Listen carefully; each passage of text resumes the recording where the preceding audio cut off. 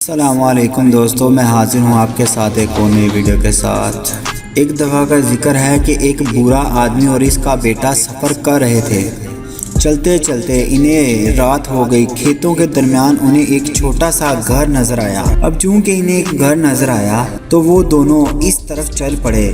اسے امید سے کہ ہو سکتا ہے کہ رات گزارنے کی کوئی جگہ مل جائے۔ کھیت بالکل ویران پڑے تھے۔ لگتا تھا کہ ایک لمبے عرصے سے کسی نے ان میں ہل نہیں چلایا تھا، ان کی دیکھ بھال نہیں کی تھی۔ گھر کا مالک بڑا بھلا آدمی تھا۔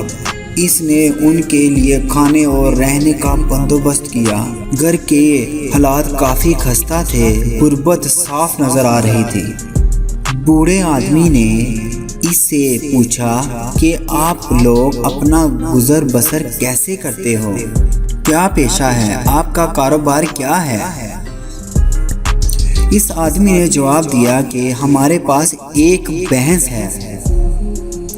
صبح اور شام اس کا دودھ دوہتے ہیں۔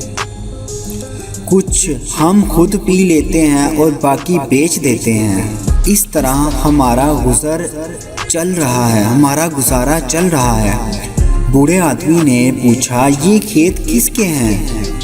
اس آدمی نے کہا، یہ کھیت ہمارے ہی ہیں۔ بوڑھا آدمی بڑا حیران ہوا لیکن خاموش رہا۔ وہ سمجھ گیا کہ بھینس نے ہی ان کو سست اور کاہل بنا دیا ہے۔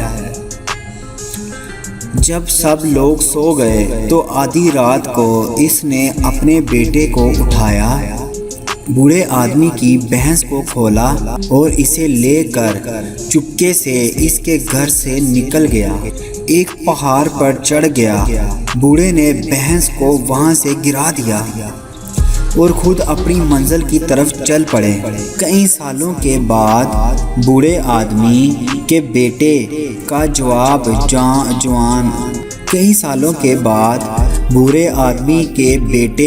جوان ہو چکے تھے۔ اس کا وہاں سے دوبارہ گزر ہوا۔ اس کے دل میں یہ افسوس تھا کہ ہم لوگوں نے ان کی بھینس گرا دی تھی۔ پہلے ہی غریب تھے، پتہ نہیں اب کیسے گزارا کرتے ہوں گے۔ جب وہ وہاں پر پہنچے تو انہوں نے دیکھا کہ وہاں پر ایک بہت بڑا پھلوں کا باغ ہے جس میں طرح طرح کے پھل لگے ہوئے ہیں، اور اس کے ساتھ ہی ایک بڑا اور خوبصورت گھر بنایا ہوا ہے۔ وہ لڑکا جا کر اس گھر کے مالک سے ملا اور پوچھا کہ تمہارے حالات کیسے بدل گئے، اتنے امیر کیسے ہو گئے؟ اس نے بتایا کہ بھینس کی چوری ہونے کے بعد کچھ دن تو ہمیں سمجھ ہی نہ آئی کہ ہم کیا کریں۔ زندہ رہنے کے لیے کچھ نہ کچھ تو کرنا پڑتا ہے، تو ہم نے ان کھیتوں میں ہل چلانا شروع کر دیا۔ گھر کا سامان بیچ کر ہم کچھ بیج خریدنے اور کھیتوں میں بیج بو دیے۔ ان کی دیکھ بھال کی تو فصل اچھی ہو گئی۔ فصل بیچ کر پیسے ملے تو اس نے اپنا قرضہ بھی چکا دیا۔ اب میں محنت کرتا ہوں، کچھ کھیتی باڑی کرتا ہوں اور ہمارے حالات بدل گئے ہیں۔ پھلوں کا یہ باغ بھی میرا ہے۔ بھلا ہو اس بوڑھے آدمی کا، اگر اس دن وہ ہماری بھینس لے کر نہ جاتا تو ہمارے حالات کبھی نہ بدلتے۔